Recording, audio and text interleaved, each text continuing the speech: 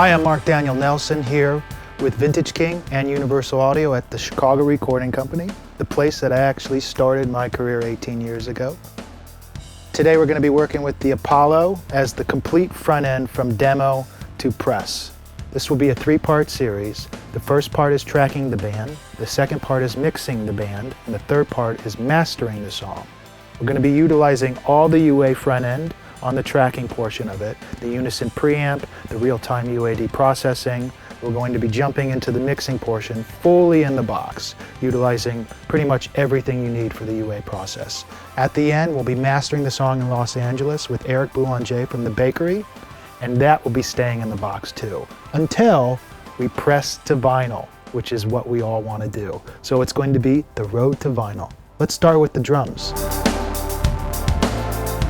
So we're in the middle room of Studio 4 at CRC, and this room actually has a really good history of a specific drum sound. And a lot of the drum sounds that were done here weren't that necessarily canon-y drum sound. They were more of like a intense splashy sound. So Pearl Jam's No Code was done here.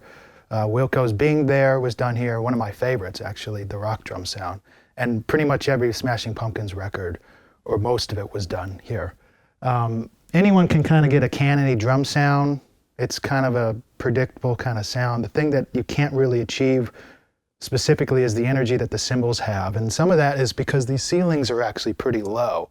So what we're doing is we're putting everything in the brass room, is what they call this center room, and reflecting and using room mics for the drums in the live room. And the two mics that we're using in the live room are N49s. And on the kit today, we're actually using a pair of Townsend modeling mics for the overheads, and the rest are eclectic between 414s and some tube mics. So let's take a look at that. So we're just going to go around the drum set and basically focus on each of them. So for the hi-hat, we've got an AKG C28. It's a tube microphone. It's an older microphone. It's basically a tube 451. Fantastic on hi-hat. Big fan of that. On snare, which is my favorite drum and my favorite instrument on a mix, is just a standard 57. I assume that that's about as easy as it can be. If it's going to be a jazz track or something with a side stick, I'll put a condenser on it, but right now we have an SM57. With the actual 57, we have this contraption I've used to get as much top end as I can on EQ at the back end of it, out of it. So it's protecting the 57 from the hi-hat.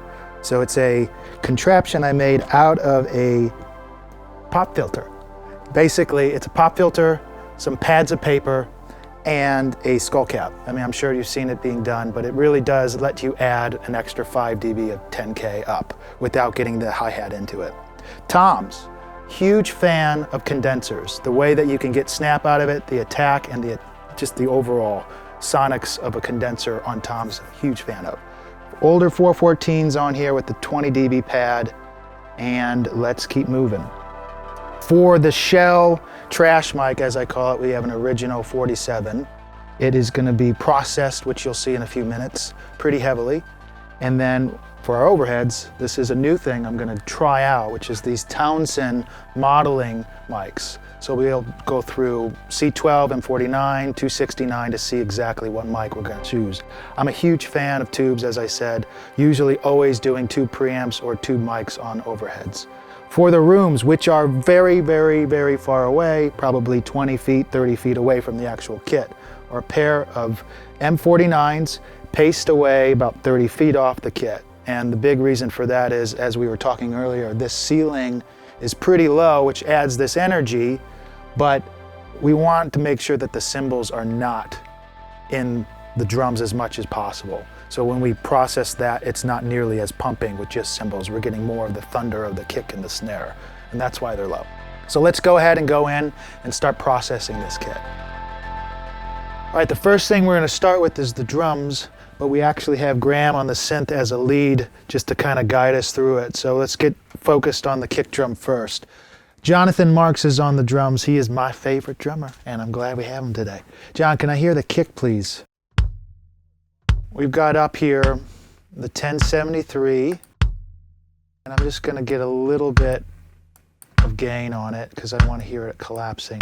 Put a little top end and a smidgen of low end.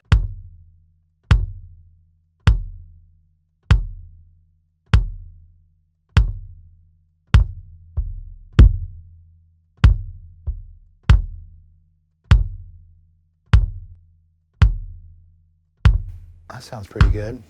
All right, do me a favor and hit the snare. Same thing with this. Same thing with this. We've got the 1073 in.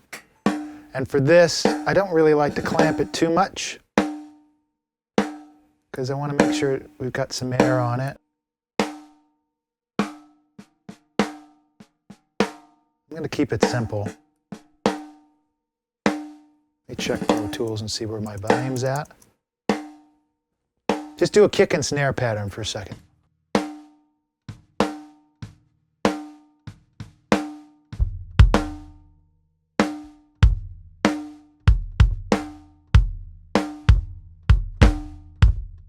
Okay, so my low end is just ridiculous. I don't need that. You know, I was gonna use the SSL channel because I like the way that the low end sounds on kicks, but I would probably just do that on mix. So we'll do that at the time. So I'm focusing on kick and snare, the way that they move and the way that they kind of go with each other. I check phase on kick and snare.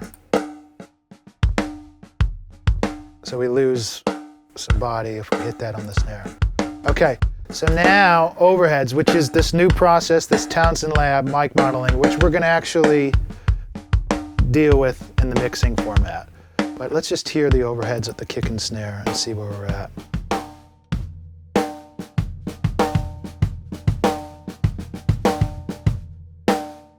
So the thing with Glenn Johns is sometimes the snare or the floor tom gets really heavy in the center, so you got to really make sure that your stereo image is really tight. The snare is in the center. You got to check the phase because sometimes one gets a little crazy.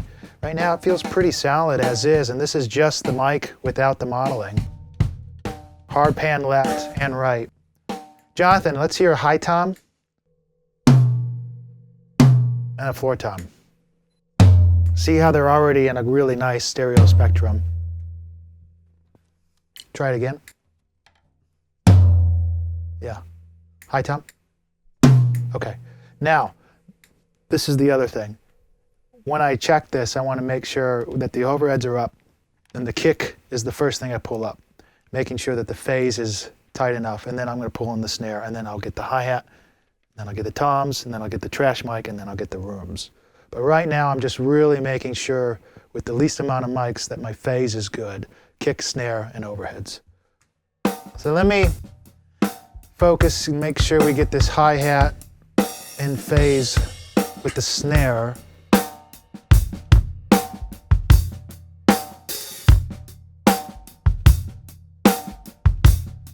You can hear in the kick goes in and out, and the snare goes in and out, depending on what side you're actually putting it through. So we're just gonna have to make a bet and decide which one sounds better.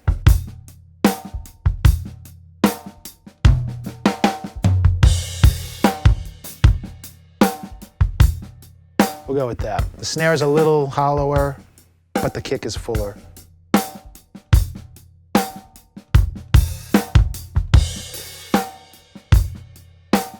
Let's hear some toms.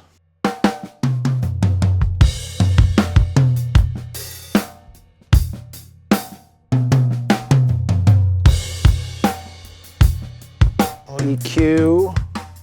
Usually like to put a little thunder in the bottom end.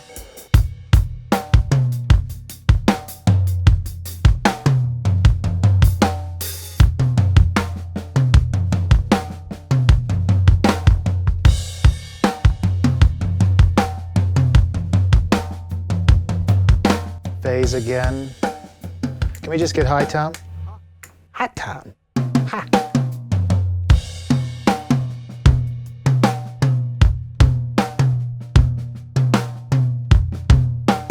Floor tom.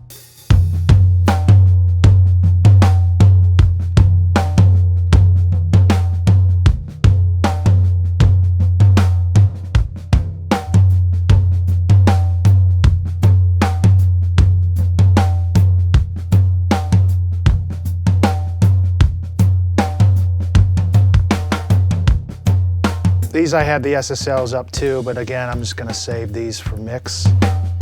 We'll keep it simple.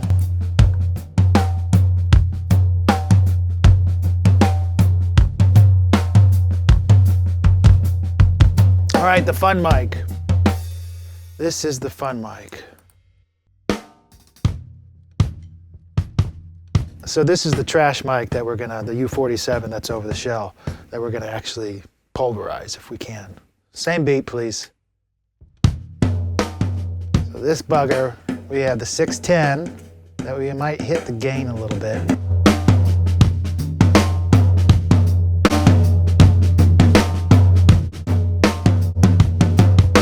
Can I hear some cymbals on that too, just so I'm gonna see what it's gonna react to?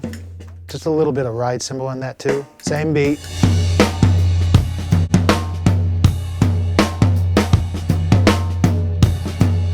And then the pulverizing fun.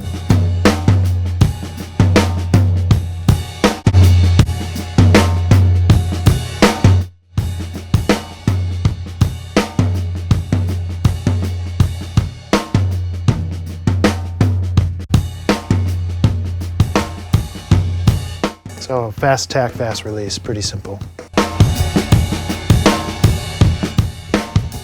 Okay, now we're gonna start this again with overheads, kick, snare, pretty much the whole kit.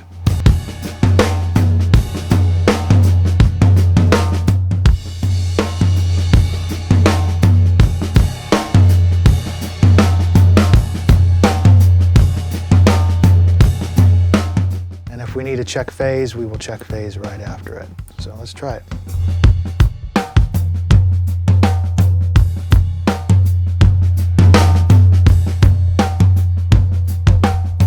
Basically tucking it under. I mean, we're just barely hearing it. It's just adding a little bit of hair.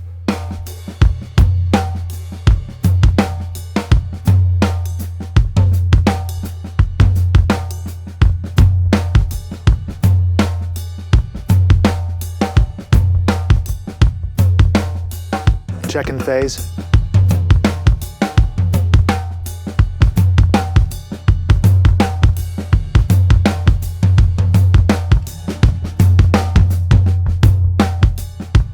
Awesome. Very, very cool. Okay, rooms. And then I feel like we got the drum sound we actually want to go with. So let's get the rooms up here. Let's just listen to those on their own.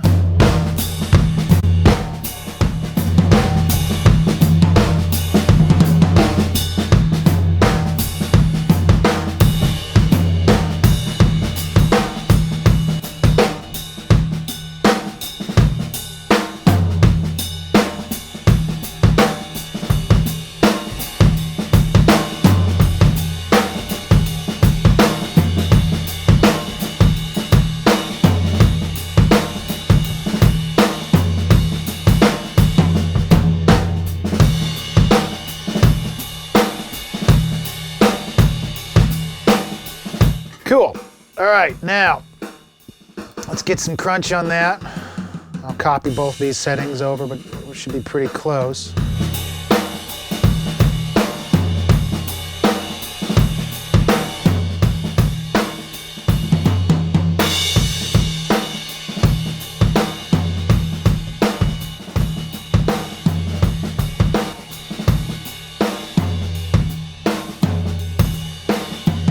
Fast attack, fast release. It usually works for drums pretty well. Pull the other drums in and see where we're at.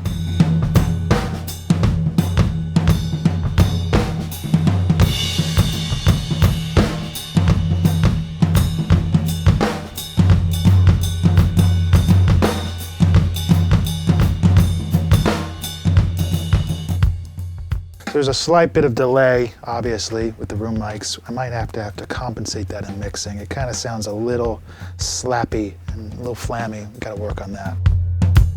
Dry set with the room. Jonathan, can you play the part, the actual drum part for the verse?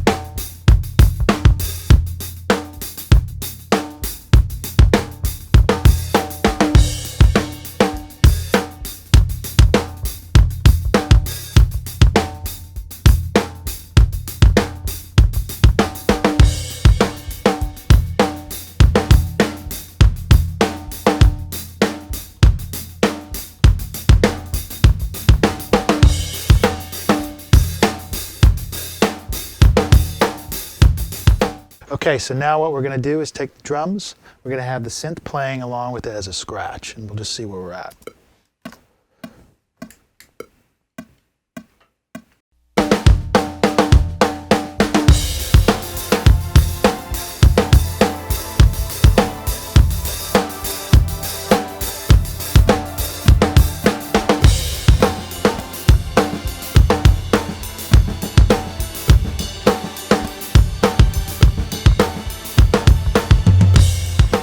Keep thinking the snare's out of phase, but he's just right in line of the snare.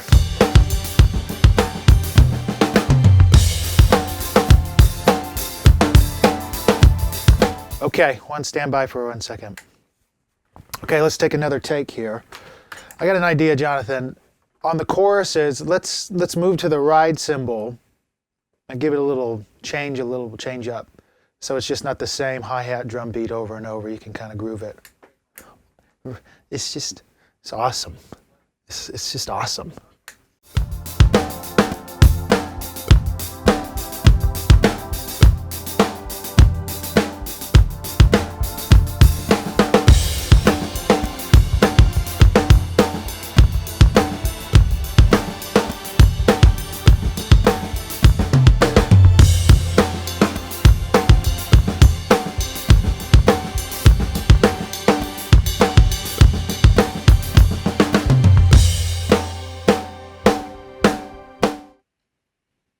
Ladies and gentlemen, Jonathan Marc's one take. And that's how you do drums. So, now we're going to move over to the Moog for the bass synth and the guitar with Steve. Right now we're going to focus with the Moog and the little fatty. Let's see if we can get a good tone out of that. I'm going to be using, let's see, 1073 going directly in to a Teletronics LA2.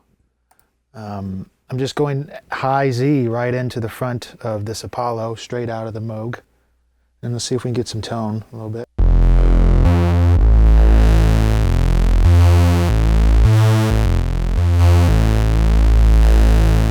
Put a little bit of 110 hertz into that. And get some compression. Go ahead and play a little bit.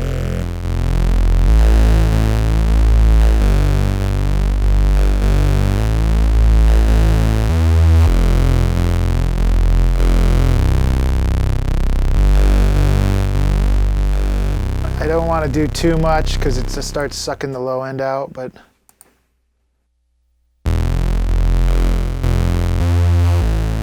okay, it sounds pretty good to me. I just want to, it seems like every few notes it gets a little louder. It's just going to tame it off. That seems pretty good. Let's go to the guitars with Steve and his guitars. Steve, can you hear me? Okay, so he's playing Tele into a AC15 or AC30 just with a standard 57. Really simple. Why change it if it works? And I'm going into an API Legacy channel on the guitar. Steve, can you play a little bit?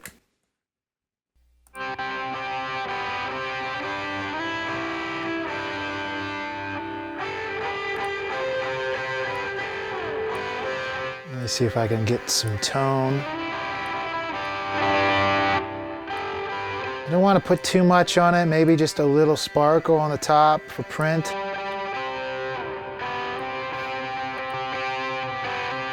A little too much. Maybe just a little compression.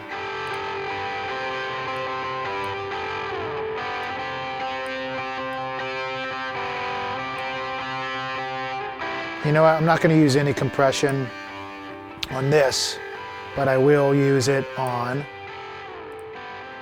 the DBX 160 because I like the snap of that.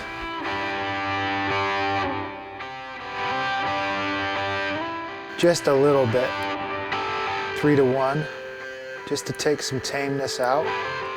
Cool, I'm happy with that. Let me take some low end out of that low pass.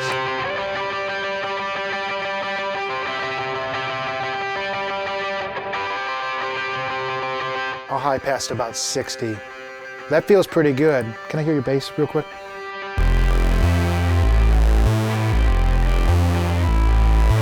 You ready to take this? You want to take this? Okay, here we go.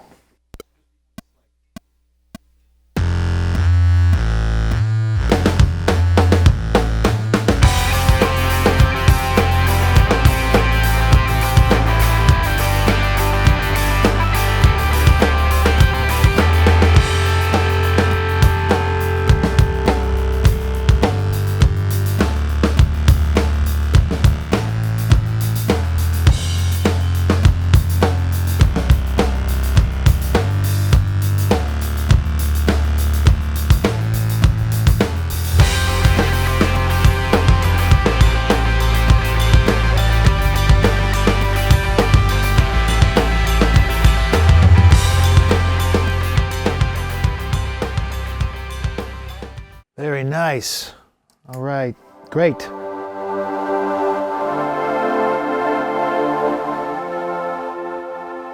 Okay, now we're going to move over to the lead synth part, which is pretty much the focus of the song, the important iconic lead of the song. We're kind of just going through some tones here. We're using a Roland JD-XA, which is an analog synth that we are going directly in the high Z. And on the console, we are using, I believe, an API. Let's hear a little bit. The API channel with just a little bit of the high pass on, just to take some of the low end. Can we get that delay a little bit slower? It's a little too locked. I kind of want it to be a little dangerous. Get it a little off. Give it a little pluck. How's this?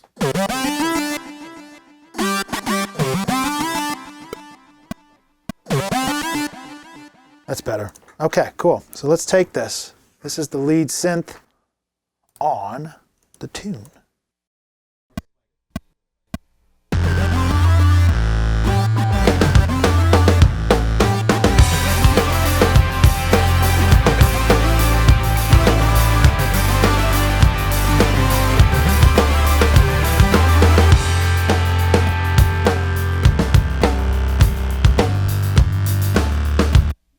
Can we get it a little thinner sounding?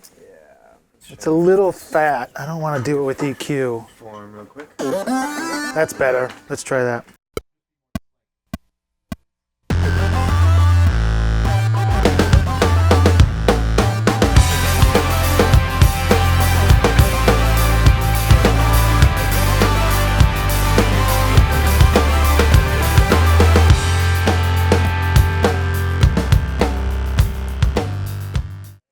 Very cool, very cool. Nice work. Oh, bring it back. Oh. Okay. I think we can add some more synth stuff on this. I think the best idea right now is to find a synth part. We're going to put another synth on. Maybe put a little more time working on the synths to get some more parts to it. Graham came up with a really cool part. We've laid down a couple additional synth parts in the meantime, but he came up with a really cool, can I hear real quickly what that tone is? So the cool part for the bridge, there's going to be this tensing, pulsing part, which I think is a really cool part. Let's try to get that. Same setting. I'm just going to take off a tiny bit of top end. Keep playing.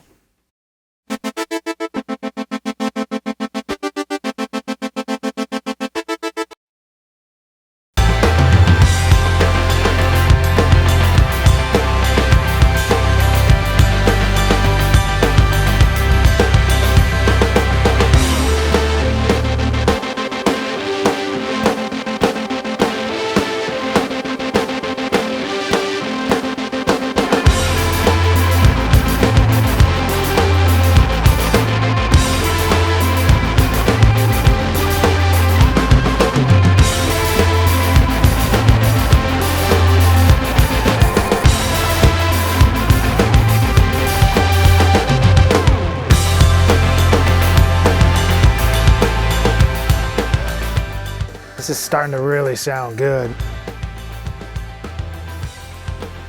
Very, very nice. I think we're going to spend a little more time on a couple more lead synth parts, a couple more ear candies with the synths. And when we come back, we're going to actually lay down the vocals.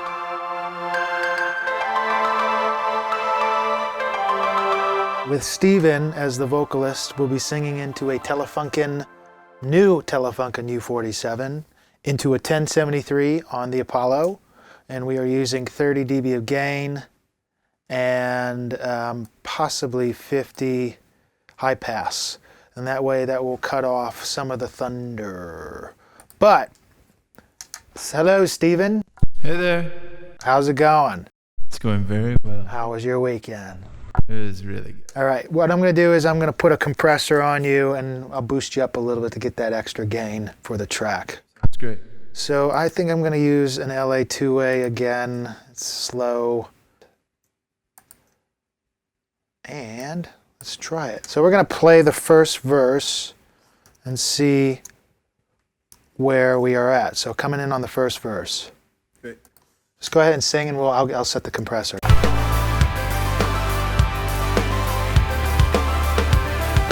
Oh, my little sweetheart, they're gonna tear you apart.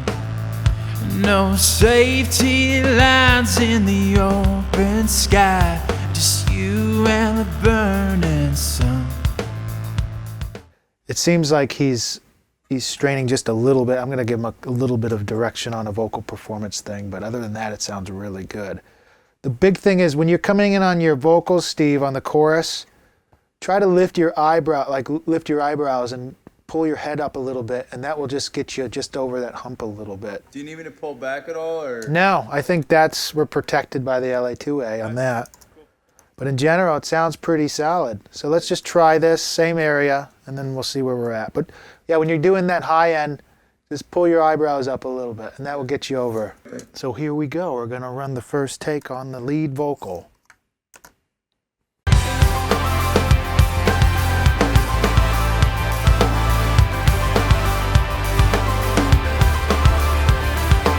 Oh, my little sweet one, you're gonna have your fun. For right now, just stick this out and stay with me, my love. 1 second, Steve. So I'm coming up with a problem here. So the biggest thing is I feel like the verses and the choruses are such, he's singing real kind of quiet and tight, that when he kicks into the chorus, that it feels a little too spiky. So I think I'm going to put in a 1176 on top of the LA2A to actually tame the chorus just a little bit, so it evens it out a little bit. So 1 second, Stephen. Everything sounds really good. And I like the blue stripe because it does have a little bit more of a sparkle to it. So let's see what we got. Go ahead and go from the verse, just a cappella, into the chorus, like the last phrase of the verse. Okay. Let me set this real quick on 4. A little faster release. Last phrase, the first verse? First verse, second verse, going into the chorus. Okay. And I'm just going to hit it where it's getting it like maybe a dB or 2 into the chorus. This is going right into it. Just you and the burning sun.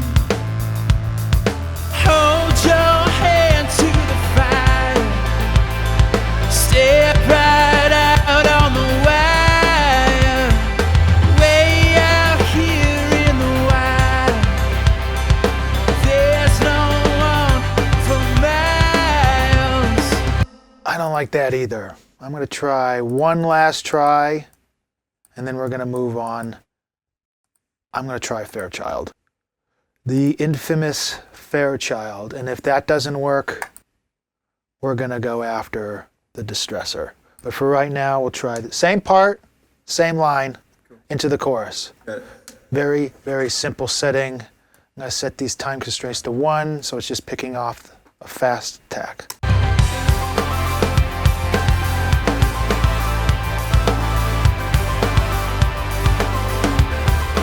This is verse 2. My little sweet one, you're gonna have your fun. For right now, just stick this out. Just tickling it a little bit. Here we come. My love, 'cause it doesn't last, my dear. I like what it's doing here. If the magic disappears, hang on tight as you can. The waves will come again. Let's try this. Hold your hand to the fire. Step right out on the wire. Way out here in the wild. There's no one for miles. Very good. All right, let's take it from the top. Now that we got our setting, I think we're good. Now all it did was just squish it down a little more so the verse into the chorus is sitting really good and keeping everything up front. It's very subtle, but it actually works really good. Final touches, We got to put a background on the chorus. We're just going to do a harmony on it, just a simple octave thing. Okay, so we're just going to do a simple octave harmony. Pretty simple. It's simple.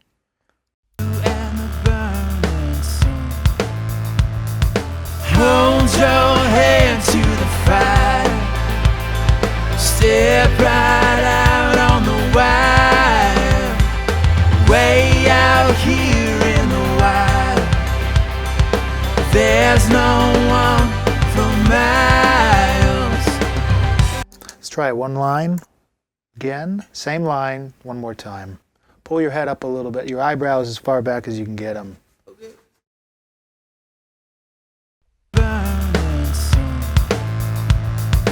Hold your hand to the fire. Step right out on the wire. Way out here in the wild. There's no... 1 second, I'm going to try something. I'm going to crank the Fairchild a little more because he's singing a little lower register. It might grip it a little better. Same place, here we go. Sky, just you and the burning sun. Hold your hand to the fire. Step right out on the wire. Way out here in the wild. There's no one for miles. Second chorus. The waves will come again. Hold your hand to the fire. Step right out on the wire. Way out here in the wild. There's no one for miles. Very, very, very nice. Thank you, Stephen. Appreciate it, buddy. Good. Time for mix. So it's come to the end of the session. A quick recap. We did the song Hold Your Hand to the Fire by the War on Peace. We did acoustic tracking on the drums. We did synth bass, quite a bit of synths, guitars, vocals, and background vocals using the Universal Audio Apollo and UAD plugins. Join us upstairs in Studio 5 where we'll be doing the mix in part 2. Hold your hand to the fire.